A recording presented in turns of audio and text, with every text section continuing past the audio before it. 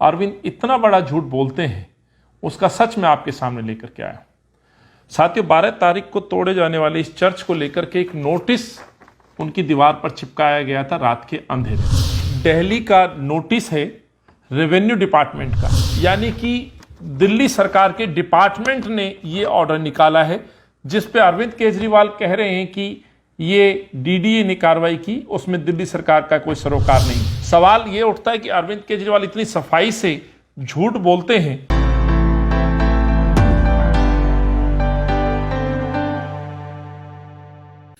അവസാനം ഡൽഹി മുഖ്യമന്ത്രി അരവിന്ദ് കെജ്രിവാളിന്റെ കുറ്റസമ്മതം.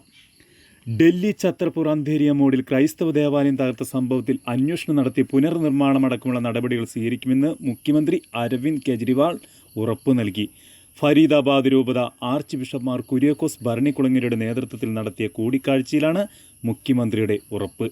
പള്ളി പൊളിച്ചത് ഡൽഹി സർക്കാരിന് കീഴിലുള്ള ബ്ലോക്ക് വികസന അധികൃതരാണെന്ന് കേജ്രിവാൾ സമ്മതിച്ചു. ഡൽഹി സർക്കാരിൻ്റെ ഉദ്യോഗസ്ഥരുമായി വിഷയം ചർച്ച ചെയ്യും. വിശ്വാസി സമൂഹത്തോട് ഐക്യദാർഢ്യം പ്രഖ്യാപിച്ച കേജ്രിവാൾ സംഭവത്തിൽ അന്വേഷണം നടത്തുമെന്നും അറിയിച്ചു. പള്ളി പൊളിച്ച സംഭവത്തിൽ സർക്കാർ അടിയന്തരമായി ഇടപെടണമെന്നും ഉത്തരവാദികളായവർക്കെതിരെ നിയമ നടപടി സ്വീകരിക്കണമെന്നും ആർച്ച് ബിഷപ്പ് മാർ കുര്യാക്കോസ് ഭരണിക്കുളങ്ങര മുഖ്യമന്ത്രിയോട് ആവശ്യപ്പെട്ടു. വികാരി general monsignor Joseph Odanad, little flower പള്ളി വികാരി father Jose Kannumkuzhi, pastoral council secretary AC Wilson തുടങ്ങിയവരും ആർച്ച് ബിഷപ്പിനോടൊപ്പം ഉണ്ടായിരുന്നു. ഇതിനിടയിൽ വ്യാജരേഖകളുടെ ബലത്തിൽ ഡൽഹി ഗവൺമെൻറ്റിൻ്റെ റവന്യൂ മന്ത്രാലയത്തിലെ ഉദ്യോഗസ്ഥർ തച്ചുടച്ച ഡൽഹിയിലെ ലിറ്റിൽ ഫ്ലവർ കത്തോലിക്ക പള്ളി പുനർനിർമ്മിച്ച് നൽകണമെന്ന് ഡൽഹി കോൺഗ്രസ് പ്രസിഡന്റ് അനിൽകുമാർ തെളിവുകളും വസ്തുതകളും നിരത്തി നടത്തിയ വാർത്താ സമ്മേളനവും ശ്രദ്ധേയമായി.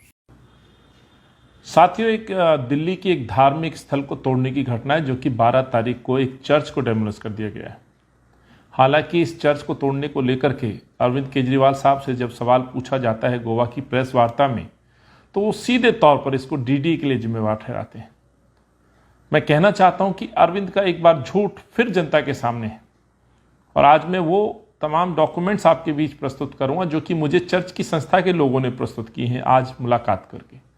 अरविंद इतना बड़ा झूठ बोलते हैं, उसका सच मैं आपके सामने लेकर के आया।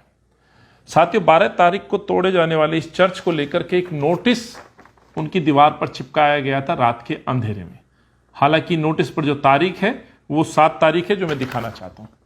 ये तारीख आप देख सकते हैं 7/7/2021। ये government of NCT of Delhi का नोटिस है रेवेन्यू डिपार्टमेंट का। इस डिपार्टमेंट के अनुसार इसमें एक कोर्ट संख्या दी गई है, एक कोर्ट का ऑर्डर हवाला दिया गया है जिसमें कहा गया है, और कोर्ट का जो नंबर है WPC नंबर 5234/2011। ये ऑनरेबल हाई कोर्ट का इसमें जिक्र किया गया है इस नोटिस में, और इसी ऑर्डर के बिहाफ पर चर्च को तोड़ने की कार्रवाई की गई। दूसरा, इसमें एक और लाइन है जिसका मैं आपको जिक्र करना चाहता हूं कि home police 2 department GNCT of Delhi, यानी कि दिल्ली सरकार के डिपार्टमेंट ने ये ऑर्डर निकाला है जिस पे अरविंद केजरीवाल कह रहे हैं कि ये डीडीए ने कार्रवाई की, उसमें दिल्ली सरकार का कोई सरोकार नहीं है। सवाल ये उठता है कि अरविंद केजरीवाल इतनी सफाई से झूठ बोलते हैं, अपने विधायक का भी नाम लेते हैं, ये दर्शाने की कोशिश करते हैं कि हमारा चर्च के साथ सिंपैथी है। मैं बताना चाहता हूं अरविंद केजरीवाल को अपने विधायक का भी नाम नहीं मालूम। जिस तंवर का जिक्र कर रहे हैं उनका नाम ये कंवर बुलाते हैं। मैं दूसरा उस कोर्ट के ऑर्डर को भी आपके सामने लाना चाहता हूं। साथियों, ये वो कोर्ट का ऑर्डर है जिस संख्या को उस नोटिस में दर्शाया गया है। इस ऑर्डर के अनुसार 5234/2011 ये ऑर्डर है।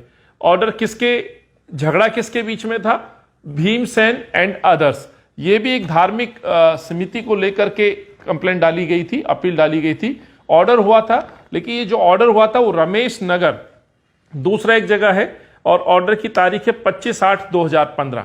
हालांकि ये जिला भी अलग है, इशू भी अलग है, वो धार्मिक संस्था भी अलग है, लेकिन इस कोर्ट का हवाला देकर के इस चर्च को तोड़ने का काम किया गया। लेकिन इस ऑर्डर में भी एक सच मैं आपको दिखाता हूं।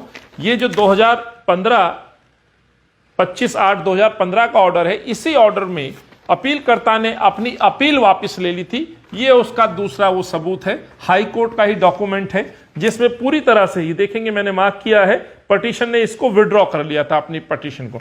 यानी कि जब कंप्लेंट करने वाले ने ही कंप्लेंट वापस ले ली तो ये फिर कहाँ उचित है कि उस पर कार्रवाई की जाती। दूसरा, ये ऑर्डर एक दूसरे डिस्ट्रिक्ट के लिए था, दूसरी संस्था के लिए था, इसको आधार बना करके वहां एक्शन ले दिया गया।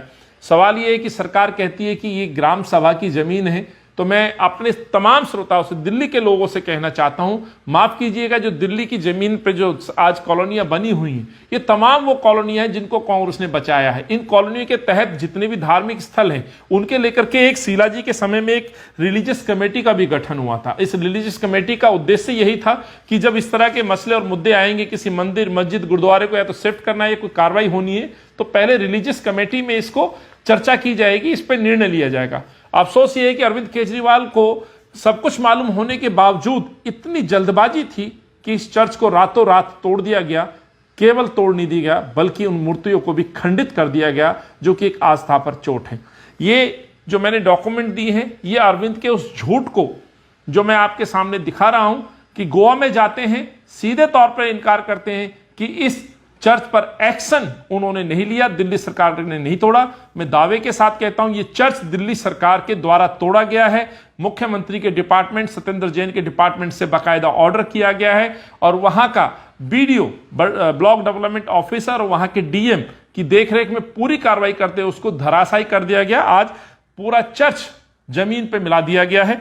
सवाल है कि अरविंद केजरीवाल जिस तरह की राजनीति करने आए थे, खासतौर से इस दिल्ली को बहुत सारे सपने दिखाए थे। मैं सर्वप्रथम तो कहना चाहता हूं कि अरविंद को कभी धार्मिक आस्था से कोई लेना देना नहीं रहा है। अपने राजनीतिक उद्देश्य की पूर्ति के लिए कभी अरविंद टीका लगा लेते हैं, कभी हनुमान जी का गदा उठा लेते हैं। ये चरित्र है अरविंद का जो आज सबके सामने है। पीछे कई ऐसी संस्थाओं पर इस तरह के डेमोलिशन हुए। याद होगा, चांदनी चौक के अंदर हनुमान जी का मंदिर टूटता है। इसी मेहरौली क्षेत्र में, छतरपुर क्षेत्र में पहले संत रविदास जी के मंदिर को तोड़ा गया था। अरविंद कहां इन संस्थाओं के साथ खड़े नजर आए, यह बड़ा प्रश्न है। इसलिए मैं कहना चाहता हूं कि इनका कोई आस्था से लेना देना नहीं है। अरविंद के झूठ के बारे में मैंने आपसे बड़े विस्तार से बताया है। साथ ही इस व्यक्ति का लगातार अपनी चुनावी उद्देश्य की पूर्ति हो या चुनाव जीतने के उद्देश्य की पूर्ति हो, किसी भी हद तक अरविंद जा सकता है। सफेद झूठ गोवा की जनता से बोल करके आए हैं। दिल्ली की चर्च की संस्था को गुमराह करने का जो प्रयास कर रहे थे, सच आज इस संस्था के सामने भी है, जनता के सामने भी है। लाख सरकार कहे कि ग्राम सभा की जमीन है, तो मैं कहना चाहता हूं वो जो कॉलोनी है छतरपुर के अंदर, जो कॉलोनी बनी हुई है, जो चर्च लिटिल फ्लावर चर्च जिसको तोड़ा गया है, वहां पर लोगों के मकान भी है और दूसरी संस्थाएं भी हैं। ये पिक एंड चूज की भी पॉलिसी आखिर आपने क्यों अपनाई? यदि सरकारी जमीन आपके रिकॉर्ड में बोल रही है, हालांकि संस्था के अनुसार ये जमीन सन 1982 में एक परिवार ने संस्था को डोनेट की 2005 में, और तब से वहां प्रेयर होती है। हर प्रत्येक रविवार ये क्रिश्चियन भाई वहां जाते हैं, प्रेयर करते हैं, अपने ईसा मसीह को याद करते हैं। लेकिन सवाल उठता है कि अरविंद का लगातार झूठ बोलना ये दर्शाता है कि इस दिल्ली की जनता को लेकर के उनको कोई सरोकार नहीं है। अपनी राजनीतिक इच्छाओं की पूर्ति के लिए लगातार वो राजनीतिक टूरिज्म पर हैं।